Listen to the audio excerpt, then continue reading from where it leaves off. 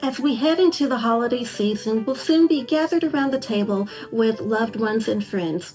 But one misstep in etiquette can speak volumes before you've ever taken a bite. Welcome to Always Classy and Elegant, aka ACE Academy Etiquette.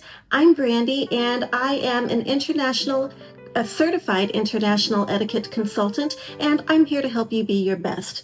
On this channel, we like to talk about all things class and elegance and how to be just that. So if that sounds like your vibe, then subscribe and come back and join me each week for a new video. And tell me in the comments, what's your biggest fear this holiday season around the dining table? Today, I've got 5 tips for you to help you show up as your best as you gather with friends and loved ones to enjoy meals this holiday season. Let's glide into it.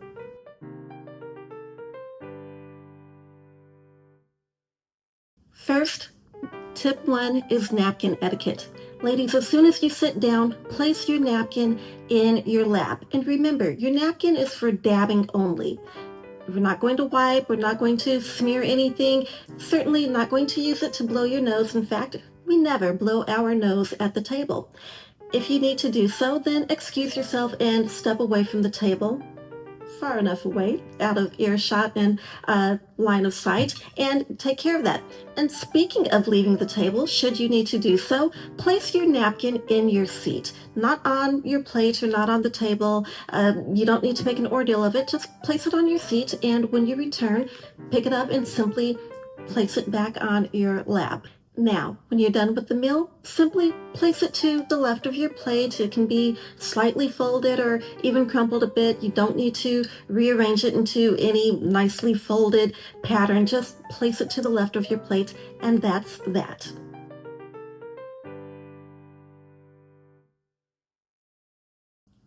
Tip 2. Don't start eating until the host does. Now, I know it might be tempting to dive right in as soon as the plate hits the table, especially if you're hungry, but you want to wait until the host begins or signals that you may go ahead and begin, and also wait until everyone at the table has been served as well. This is a very small, maybe sometimes unnoticeable tip, but it really shows that you have consideration for the host of the meal or whomever's home you are dining at and for those around you.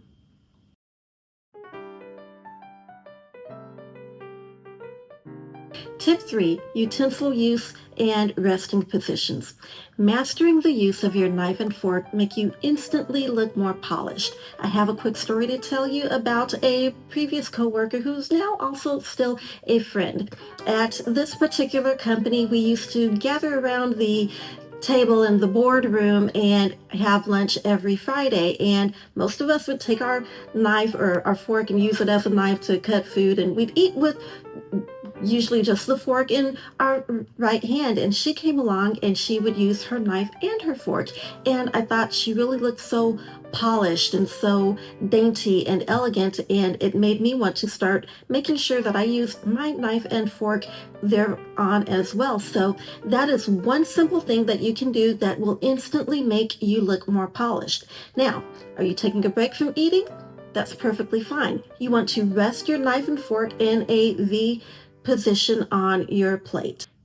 Now, throughout your dining experience, make sure that you keep your elbows off the table.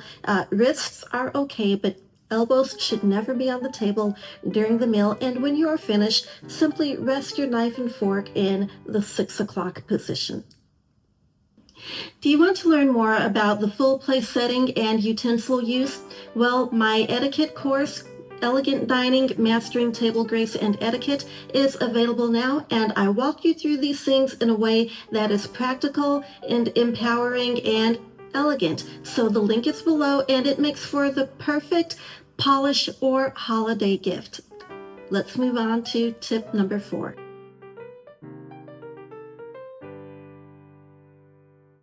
Okay, tip number 4, avoid oversharing at the table. Conversation is encouraged, but keep it away from controversial topics or things that are overly personal, and also avoid dominating or controlling the conversation. You want to make room for everyone to share and enjoy and to hear different experiences, and you want to make sure that no one feels left out of the conversation and that they don't get a chance to say anything. So remember the forbidden three: avoid religion, politics, and finances. And overall, it's supposed to be an enjoyable social experience. So think of it as something like a theater production, where as when you go to the theater, you've got the actors and they may sing and dance at the same time, and you have the orchestra and other stagehands. Well, everyone works together to make the production come off seamlessly. And it's the same with dining. Everyone has a role, so know your role and play it well. Also, remember, no chewing or talking with food in your mouth, or no talking while chewing or while you have food in your mouth. And also, we want to make sure that we chew with our lips closed.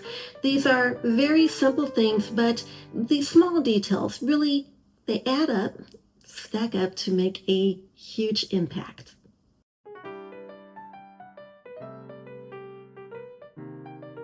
Okay, tip number 5, stemware grace. So always hold stemware by the stem. This is a tiny glass, so it's kind of hard to do that sometimes, but when you have your wine glass or your champagne flute or even a water goblet that's got a stem, make sure you hold it by the stem, not by the bowl. You also, when toasting, the person who is being toasted or celebrated should not raise their glass. However, for everyone else, do raise your glass, but I know it's very common, especially in the United States, to clink glasses, but as much as you can, avoid doing that. The reason being is you don't want to risk cracking or breaking anyone's stemware, especially if it's very good crystal. So a simple raise is all that it takes. Now, these were just a few tips to help you show up with an elegant presence at the dining table this holiday season and beyond. But if all of this sounds like a lot, then don't worry. I've got my etiquette dining course available to you. It's called Elegant Dining, Mastering Table Grace and Elegance, and it is available now. And in this course, it's designed for real women, real life scenarios, and real elegance. I use practical settings and I walk you through it in a practical and understandable way. I demonstrate what to do for you so you don't have to guess. It's the perfect way to elevate your presence, add polish to your persona, and to really level up your person and your life. It's great for yourself or even for a gift. So the link is below. I hope to see you there. Okay, so there you have it. 5 simple but powerful tips to help you glide through the holiday season and beyond with class and quiet confidence. So if you want to go deeper, then make sure that you check out the dining course. I've got it linked below. Again, I go through the place settings, the utensils, the other behavioral do's and don'ts, all the small details, and even some cultural tidbits in there, as well as some wine pairing information. So I try to make it as comprehensive as possible, and while it's so hard to cover absolutely all scenarios and all the details, I chocked as much into it as I possibly could to make it the best value for you and the best use of your time. And again, it's linked below. It's called Elegant Dining, Mastering Table Grace and Etiquette. Okay, so darlings, let me know in the comments, what cringe-worthy dining mistakes have you witnessed that kind of gave you the squishy face or made you pull back? Maybe you've seen someone do it, or maybe you did something yourself. This is a safe zone, so feel free to share. I'd love to hear from you in the comments. And also, don't forget to like and share this video with your favorite dining host. And once again, don't forget that I've got the link to the training course below. Everything you need to show up elegant, prepared, and confident and polished and unforgettable this holiday season. So with that, I think that is it for now. So Remember, always keep it classy and elegant, and I will see you in the next video. Bye for now.